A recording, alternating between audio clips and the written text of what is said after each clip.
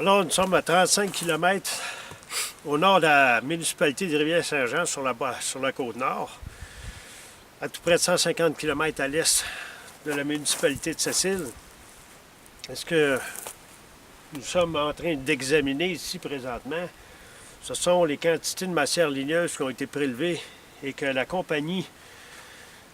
la scierie de l'époque, dans le marasme économique, a laissé en plan lorsqu'elle a fermé les portes. Alors, ce gaspillage effréné est un symbole de ce que nous faisons endurer à notre écosystème le plus fiable contre le réchauffement climatique, c'est-à-dire la forêt. Il nous démontre le manque de respect que nous avons envers cette forêt qui joue un rôle capital dans la captation de carbone atmosphérique dans une période où, franchement, le réchauffement climatique menace toute vie sur Terre. Or, la question que nous devons nous poser présentement, qu'allons-nous envisager dans un avenir approché comme gestion ou, si vous voulez, prélèvement au niveau forestier, de la matière ligneuse au niveau forestier? Or, c'est une question qui est drôlement capitale parce que les forêts à travers le monde sont en train de disparaître à vitesse grand V. Au Québec, on n'en fait pas exception. Nous sommes parvenus à des niveaux de déforestation qui dépassent l'imagination. Et même si, de façon visuelle, à travers les chemins forestiers, il semble y avoir encore énormément de forêts, ce n'est pas le cas.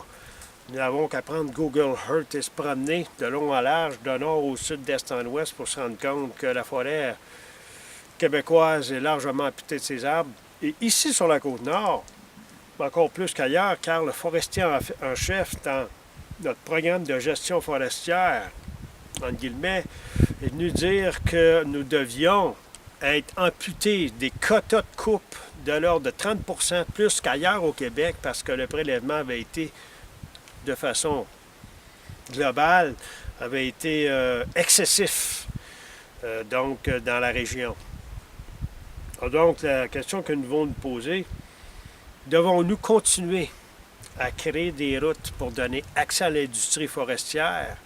qui va venir prélever encore plus de forêts, alors qu'à l'aube du plus grand réchauffement planétaire de l'histoire de la vie, c'est-à-dire un réchauffement qui se circonscrit à l'intérieur d'à peine une quarantaine d'années et qui menace toute vie sur Terre, notre meilleur allié présentement, c'est l'activité photosynthétique que les arbres produisent et le carbone qui vient se stocker dans la matière ligneuse. Donc, notre plus grand allié contre le réchauffement climatique étant la forêt, pouvons-nous nous permettre maintenant, à l'aube du fameux 2 degrés d'augmentation de température planétaire, la limite où ce que les scientifiques disent qu'en général, après le 2 degrés d'augmentation planétaire, il va se produire une cascade d'événements qui vont faire en sorte que le climat va s'emballer, va devenir incontrôlable.